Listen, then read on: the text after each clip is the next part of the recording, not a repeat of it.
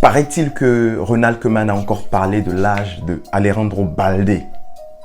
La noisette, dis-lui. Il n'y a pas de t'as l'âge ou t'as pas l'âge. Ça veut rien dire, ça. Si t'es bon, t'es sur le terrain, t'assumes. Si t'es pas bon, tu te tais, tu restes sur le banc, tu regardes les autres. Donc c'est quelque chose, c'est la seule chose, je pense, où j'étais intransigeant. Dès que j'entendais l'âge, j'avais les sourcils qui fronçaient. Moi, tu me parles pas d'âge. Tu parles peut-être quand je suis pas là, mais quand je suis là, tu me parles jamais d'âge. Tu me parles que de football et de niveau. Merci la noisette. Générique.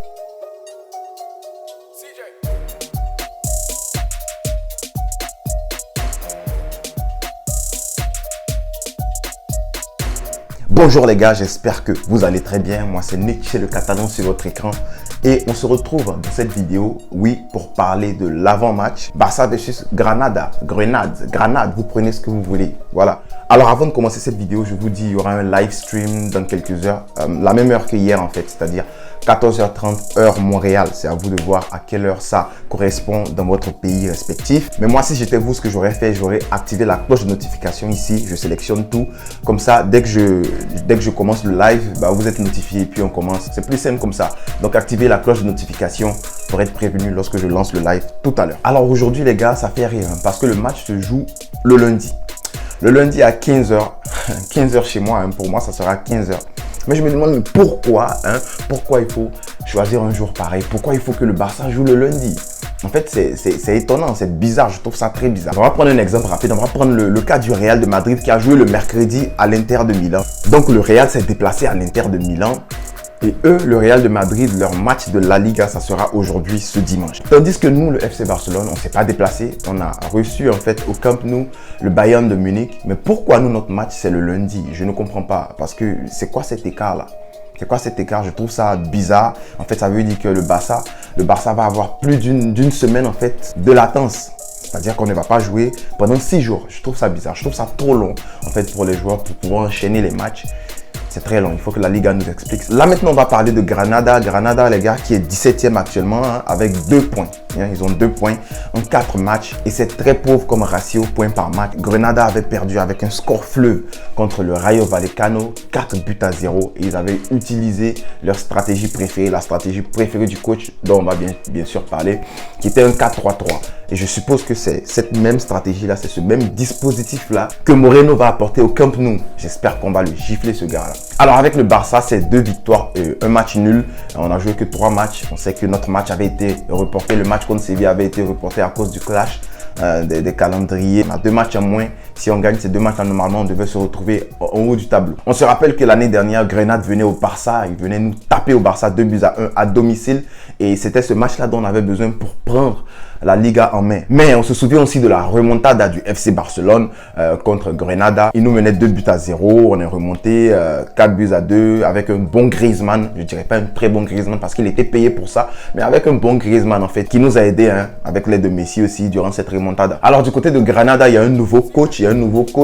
Et le coach c'est Robert Moreno González si je ne me trompe pas. Et on se rappelle de Robert Moreno. Hein, il a été coach intérimaire du côté de l'Espagne en 2019. Il a été adjoint de Lucho, de Luis Enrique. Il a échoué de façon pitoyable du côté de Monaco. Il a joué que quoi 13 matchs là-bas. Il a même pas fait une saison si vous voyez de quoi je parle. Même pas une demi-saison. En 13 matchs, il avait 1,38 points par match. Et c'est très peu, c'est très bas, c'est très nul en fait. C'est le 4e match de ce coach-là de façon officielle avec Grenada. Sa stratégie officielle, c'est le 4-3-3, je veux dire. Son dispositif officiel.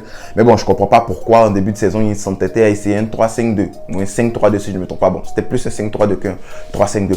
Il s'entêtait avec cela, il a même pris une gifle avec cette stratégie-là. Alors du côté du Barça, il y a beaucoup de blessés. Il y a Pedri et Alba qui se sont encore ajoutés à la liste. De toute façon, Alba, il était déjà sur la liste, il est sorti. Il est revenu encore sur la liste, mais il y a Pedri qui vient se rajouter sur la liste des blessés. Il y a Fati qui devrait rater cette rencontre-là, mais qui devrait revenir contre Cadiz ou Levante. Alejandro Balde, lui, devrait commencer à gauche si Koeman ne fait pas de bêtises, hein, parce que...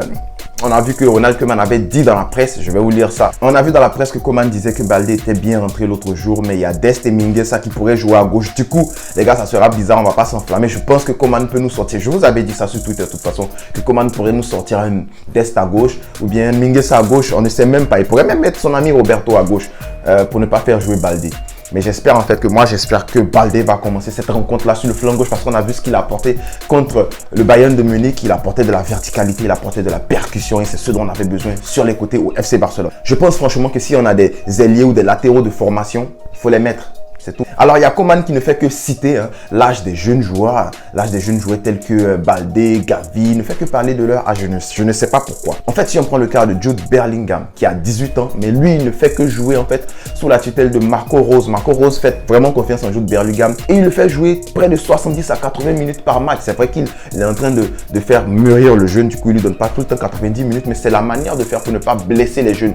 Voici ce qui se passe avec Pedri, qui a aussi aujourd'hui des problèmes musculaires. C'est parce qu'on a trop tiré de Pedri. Si Pedri joue 70 minutes, on le sort avant qu'il ne se crame. On met un Puig ou bien on met quelqu'un d'autre, on met un Gavi, on ne va pas le cramer. Prenez l'exemple de Jude Bellingham par exemple. Marco Rose fait exactement ce qu'il faut faire pour que ce jeune-là évolue. Je pense que ce jeune-là va très bien évoluer s'il reste encore un an du côté de Dortmund. Il y a aussi le cas de Elliott, de Harvey Elliott qui a 18 ans, qui a la confiance du coach, qui a la confiance du club. Bon, j'espère que force à lui, il va revenir en forme après cette grave blessure qu'on a vue. Mais s'il y a quelque chose qu'on peut tirer, c'est que Marco Rose et Klopp ne parlent pratiquement jamais de l'âge des joueurs. Ils les mettent et puis les joueurs performent. Il ne faut pas parler de l'âge, mon frère. Qu'est-ce que tu as?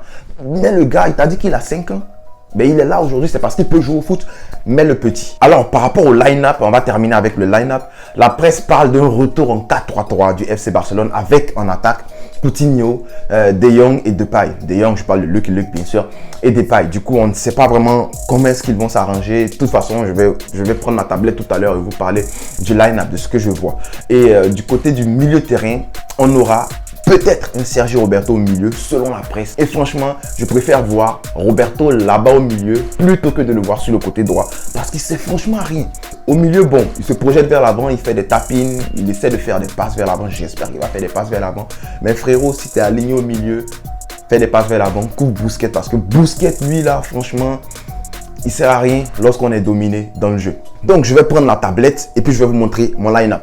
Alors voilà les gars, selon la presse, voici ce qu'on devrait voir actuellement, ce qui serait certain. On serait certain de voir un Luke de Jong, Depay ici et Coutinho. Bon, de toute façon, je ne sais pas encore comment est-ce qu'ils vont s'arranger. Depay à droite, ça serait possible. Depay, c'est très bien centré. Depay peut tirer du pied gauche. Depay peut prendre la profondeur du coup. Depay à droite, ça serait bien vu que Coutinho, j'ai l'impression qu'à gauche, c'est mieux pour lui. Coutinho à droite, je pense qu'il servait vraiment à rien à droite. Du coup, Coutinho à gauche. Mais ce que je redoute en fait, c'est de voir Coutinho commencer parce que selon ce que Coman a dit, Coutinho a eu quoi 20 minutes avec le Bayern. Bah, de toute façon, Coman avait dit que avec Coutinho, il préfère lui donner 25 minutes pour le moment ou peut-être même plus, même pas débuter la rencontre. Du coup, moi, je verrais bien Coutinho ne pas débuter cette rencontre-là avec un Youssouf Demir. Donc, Depay pourrait prendre la gauche là comme ça. Et Youssouf Demir joue sur son faux pied. C'est parfait, c'est parfait. Parce que Demir, on a vu l'apport qu'il a eu. On a vu la pré-saison du petit, c'était parfait. Et contre le Bayern, il n'a pas peur le petit. Il essayait de tenter, il essayait de faire quelque chose. Il était bien placé, il y avait un décalage ici. Coutinho pouvait le retrouver, mais il n'a pas fait. Bon, ça c'est Coutinho. Ça c'est tout notre Coutinho. Ça. Coutinho voulait frapper. Bref, Youssouf Demir ici, Depay là, et puis Luke de Jong là, en pointe. Bon, ça c'est ce qu'on a. Et on sait aussi que le pleurnicheur sera peut-être au milieu, j'espère que non. Mais bon, s'il est aligné au milieu, c'est pas la catastrophe. Hein. J'aimerais pas le voir là, il sert vraiment à rien. Aligné au milieu, peut-être qu'il va faire des tapines. Voilà. Le pleurnicheur sera là. Et puis, Busquets et De Jong. Bon, Busquets, franchement, j'aurais pas aimé voir Busquets là. C'est une rencontre contre Grenade. On peut voir les jeunes. Moi, j'aurais vraiment aimé voir Nico Gonzalez en 6. Mais le problème, c'est que Coman a demandé à Nico Gonzalez de jouer avec la B aujourd'hui et je pense que Nico sera aligné. Peut-être qu'il va jouer tout le match. Du coup, ça ne m'étonnerait pas de voir Busquets commencer. Nico Gonzalez pourrait rentrer après. Araujo, pour éteindre le feu, Sam le pompier qui est toujours là quand ça chauffe. Araujo sera là et qui sera accompagné avec Araujo. Je pense que Eric Garcia, ça serait bien de voir Eric Garcia lorsqu'on domine un match jouer avec ses relances. Hein. Et à gauche, pour moi, Baldé ou rien. Baldé ou rien. Je ne veux pas voir de Mingueza, de Dest, s'il te plaît. Comment ne nous fais pas ça? Tu nous mets Baldé ici, Araujo au milieu avec Garcia. Et à droite, Mingueza. Pourquoi je dis Mingueza? Parce que Dest revient de blessure. On ne veut pas le cramer, on ne veut pas le blesser. Hein. C'est notre pépite sur le côté droit. J'espère qu'il ne va pas commencer le match. On va lui donner peut-être 15 minutes. Donc, Mingueza à droite. Donc, c'est cette formation-là que je verrai. Après, on pourra faire entrer Dest ici. Et puis, voilà. Si Busquets doit sortir, je pense qu'on peut faire comme ça. De Jong ici. Il peut faire entrer Gavi, hein, fait sortir ce gars-là pour faire jouer Riqui Puig. Il est où? Riqui Puig. Voilà.